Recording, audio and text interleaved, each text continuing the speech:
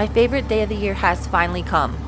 The sun is shining, the birds are singing, and I get to sit in this little skid steer all day and push around all of the turds that my horses have made for me over the winter. While not particularly glamorous, this is one of the most important things that I have to do every spring. I get a lot of questions about my giant pile of turds, so I figured today I would show you exactly how I manage it. When done correctly, horse manure ages like a fine wine. These are some primo turds that have been sitting for 3 years. I have a pretty sweet deal that lets me trade time with the skid steer for some aged manure. The best stuff is located at the very middle of my pile. These turds have been sitting for a few years and are now just perfect for fertilizing. Every spring and fall, I take stock of my giant manure pile and turn it over with the skid steer to make sure the turds that I'm cooking up are only the highest quality. If you guys have been following my channel for a while, you know that I have a store on eBay.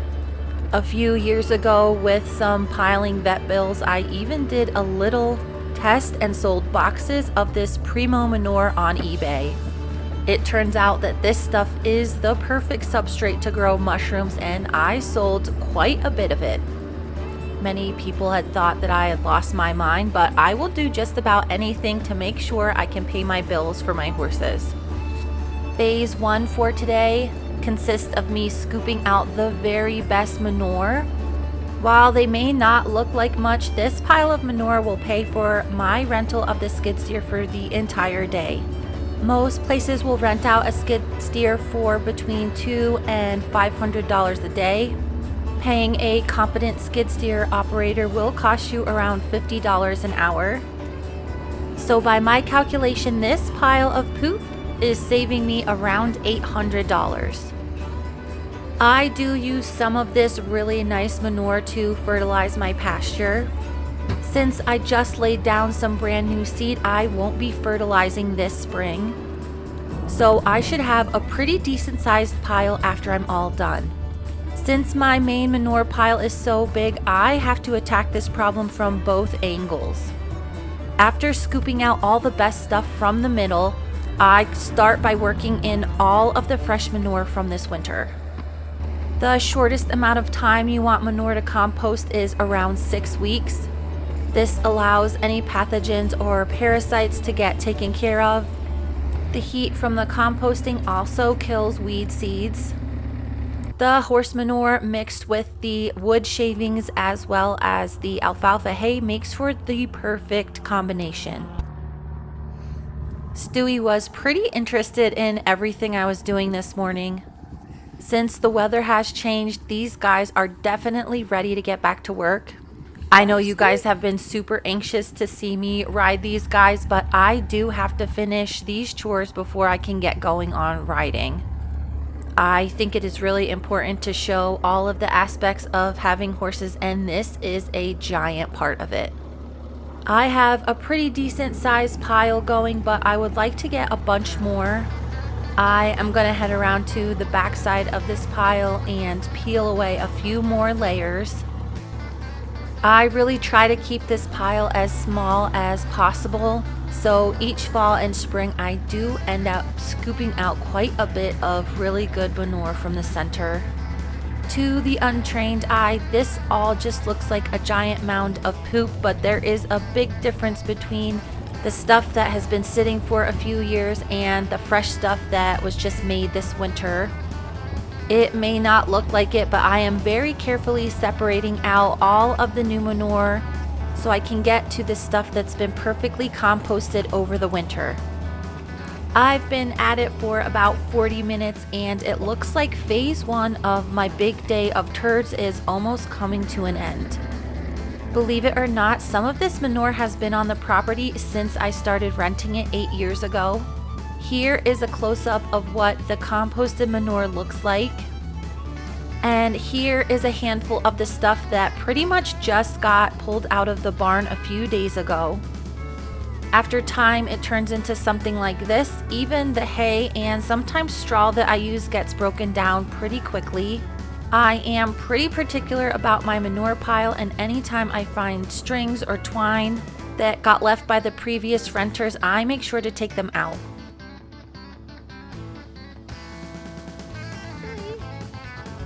Stewie? Hey, buddy. Stewie has been hard at work supervising me all morning. It is really hard for me to resist this guy when he stares at me with his big, soft puppy dog eyes. But if I am gonna get finished today, I need to get back to work. With all of the primo turds in their own little pile, I am now onto phase 2. As hard as I try every year, I do have some hay wastage. So in the spring, I will clean it all up and put it in the middle of the manure pile. By doing this, I make sure that it breaks down as quickly as possible. Last year, I had some really bad luck with spoiled hay. I ended up having to put 3 gigantic bales in my manure pile, and you can kind of still see the remnants of that. The hay does take a significant amount of time to break down.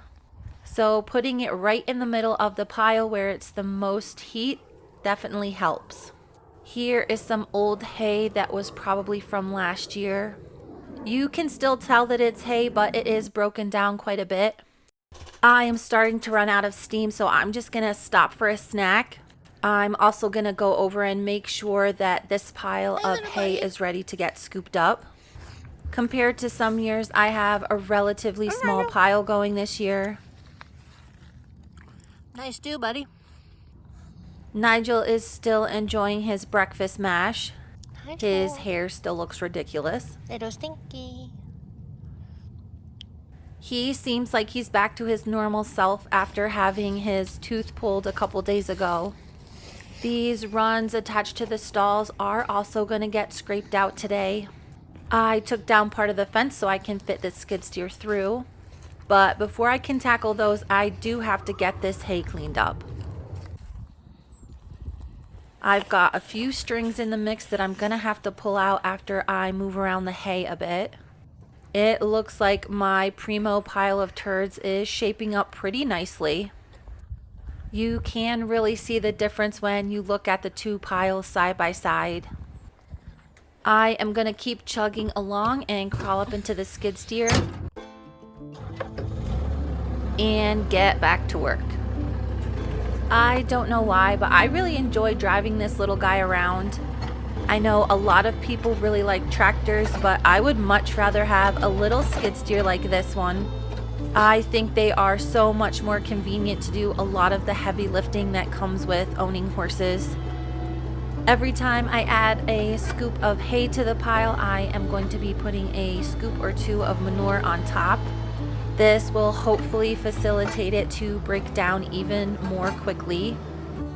These giant bales of hay are around 1,800 pounds, so it was really hard for me to try and pull these strings out. Once I removed some of the hay, it was a little bit easier for me to get these guys out of my pile. The primo pile of manure that I have going will get mixed in with topsoil. A lot of it will get used for gardening, so you really don't want a surprise piece of trash in there. The baling twine won't break down, so it's important that I get it all out before I mix in the hay. And it looks like I have 1 more string left before I can get back to business.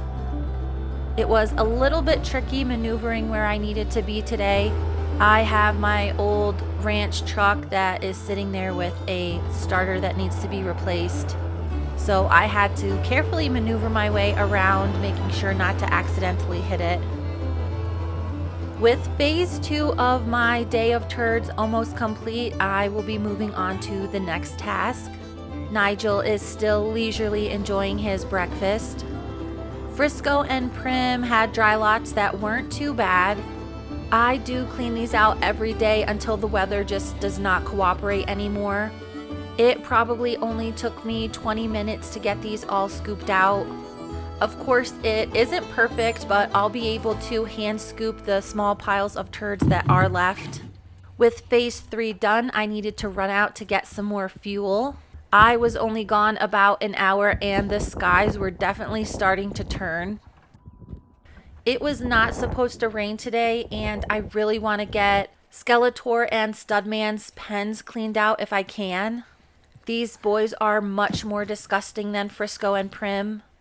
Skeletor has been wasting a lot of hay, which has really contributed to a lot of extra muck in his run. The way these are set up, there's actually still about 4 or 5 inches of ice under some manure. Nigel. I thought Nigel might be sick, but he was just enjoying a really nice afternoon nap.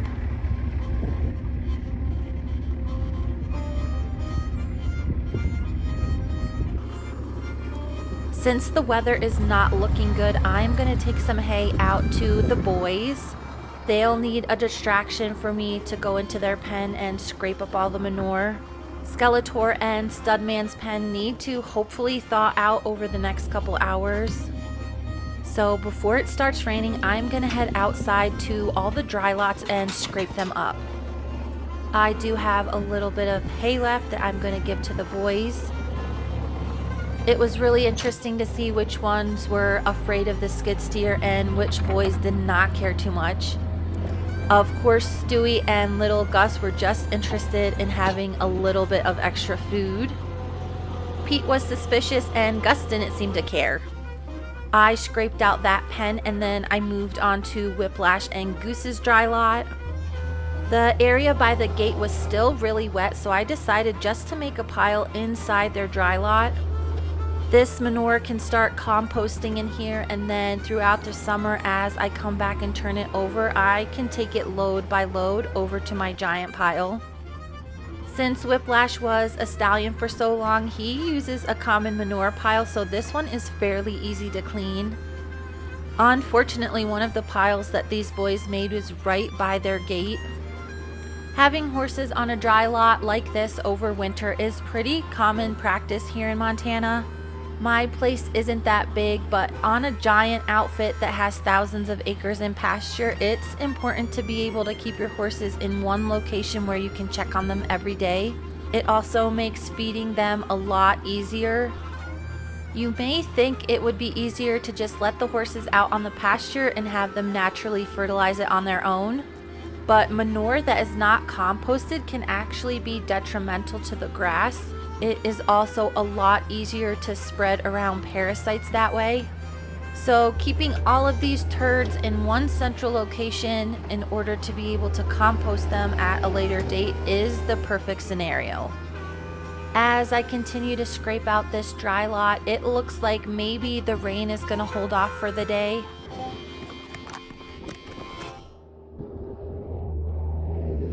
The wind is picking up, so really it could go either way. I do feel like we are a little bit behind on the rain this year.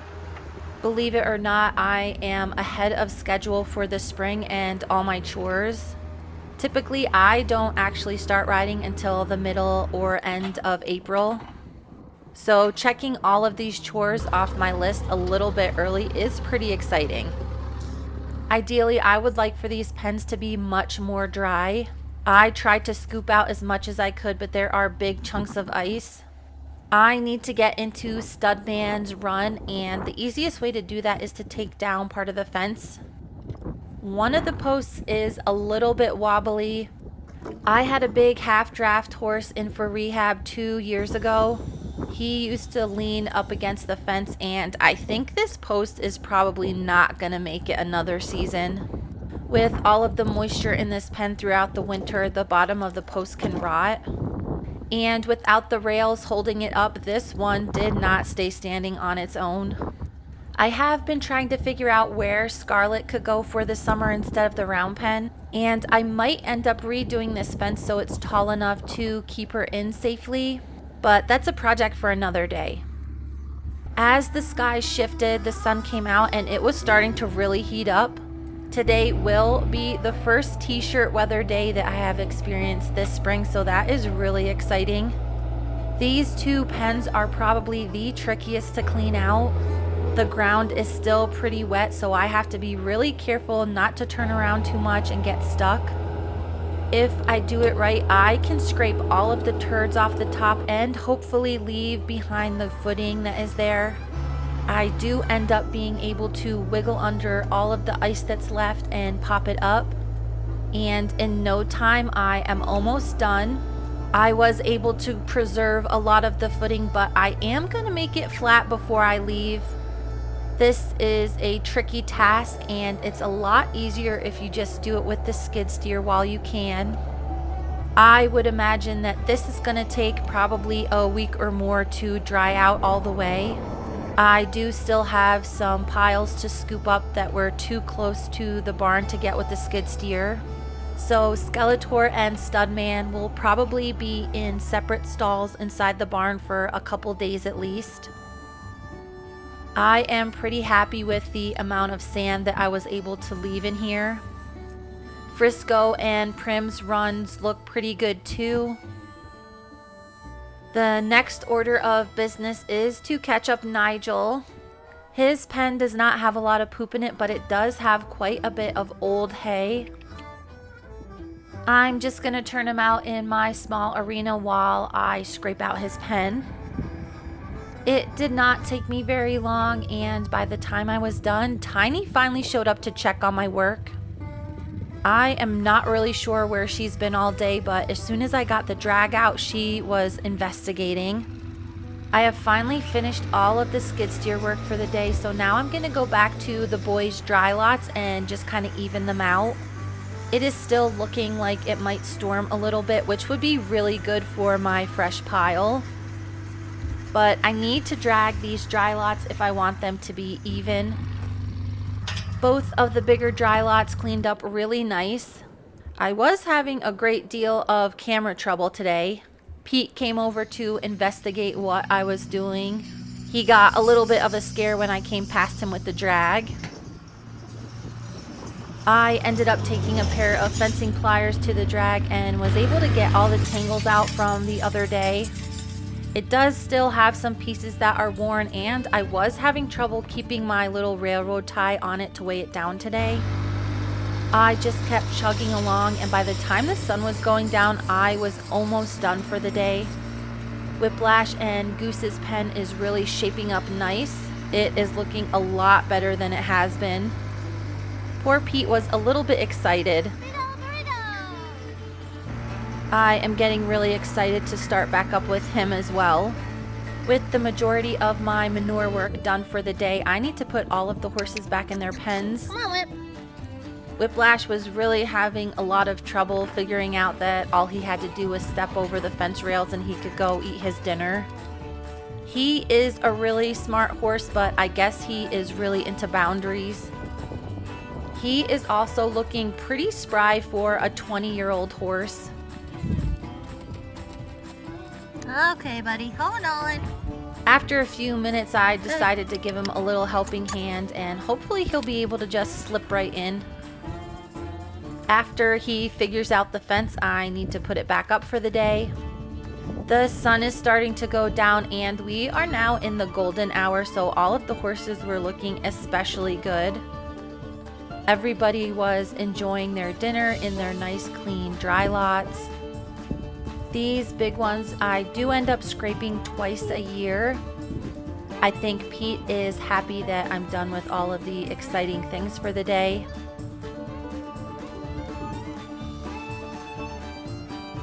He's still a little bit suspicious as to what I might be doing. Here is Big Gus and Little Gus. Gussie.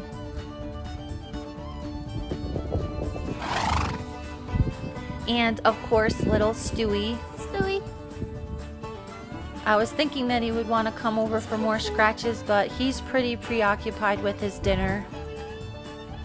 This time of evening is the perfect time for hunting gophers, so Tiny was locked in. There is a burrow that has a pretty active hole over here. So she was just waiting for some to come out so she could pounce on them. Her little ear is all healed up, so she is back to pretty much normal. She is all business as usual. And after a few little scratches, she was back on the prowl. For most people, today's activities would have been a really unpleasant task, but for me, it is a really big job that I get to check off my list, and I'm one day closer to getting to actually work the horses. I really appreciate all you guys tuning in for basically a 20-minute video about turds. So thank you so much for watching, and stay tuned for the next video.